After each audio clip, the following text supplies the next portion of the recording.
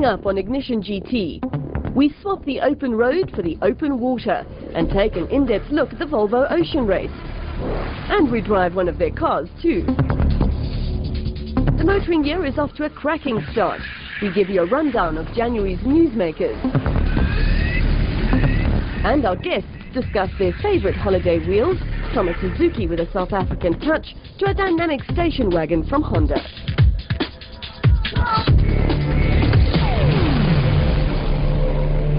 Hi there and welcome to Ignition GT. Now, at the end of last year, the Volvo Ocean Race made a stop off in South Africa, the biggest round-the-world sailing race.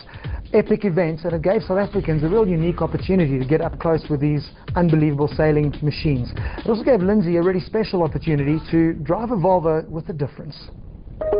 Think Volvo. Think safety. Think solid, well-built cars. For some people, they think a little dull, maybe a bit conservative. Think again.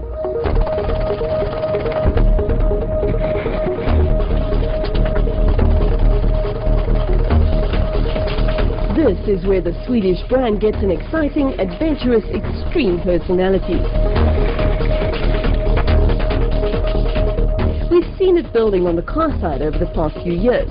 We kept hearing about naughty Volvos when they introduced the S60 and V60. This year, the South African marketing team in particular showed that they could think out of the box and show off their fashionable side by hooking up with top local designers. But it's the Volvo Ocean Race that really shows the brand is no longer just about crash test dummies and airbags. So we're in Cape Town for the start of the second leg of the 2011-2012 Volvo Ocean Race. Run over 9 months, covered 22,000 kilometers and reaching TV audiences of over 1 billion people worldwide. It really is an endurance race like no other, and it's something that has to be experienced to really be believed.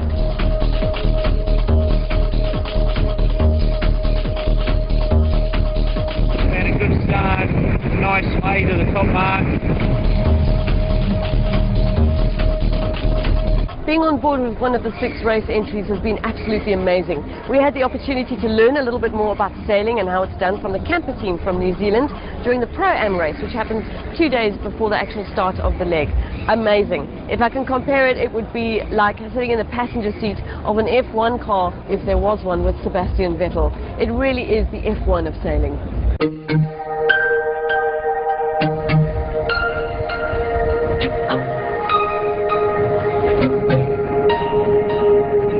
Built from carbon fiber and capable of travelling at 40 knots, that's around 70 kilometers an hour, the Volvo Open 70 has to withstand an absolute battering at sea. But it's just one example of how the Volvo brand is pushing the limits. So this is the Volvo Concept Universe, and it's on display here at the Volvo Pavilion.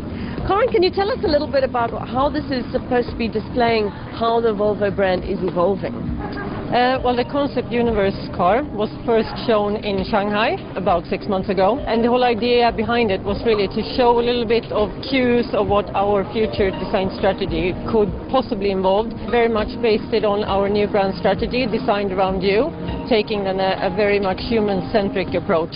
It also takes on cues from some of our historic elements, for instance the P1800 car. And moving on to this one here, I mean, this is called Air Motion, and this is a car that is driven by air. So tell us a little bit on why this is on display here. Yes, this was it's obviously a model car that was developed for a design competition in the US. We have Concept and Monitoring Center in California, and one of the young designers there, Dean Baker, came up with this idea. It's obviously a very futuristic design, and the whole idea is that the product and the car would actually be motored and powered by air. It's inspired by motorcycles and boats and yachts, and I think even sea clams. We wanted it here was very much because, for example, it's inspired by carbon fiber, which we have in the Volvo Open 70 boats in the Volvo Ocean Race, and also the whole idea of it being powered by air. That's obviously quite a way away.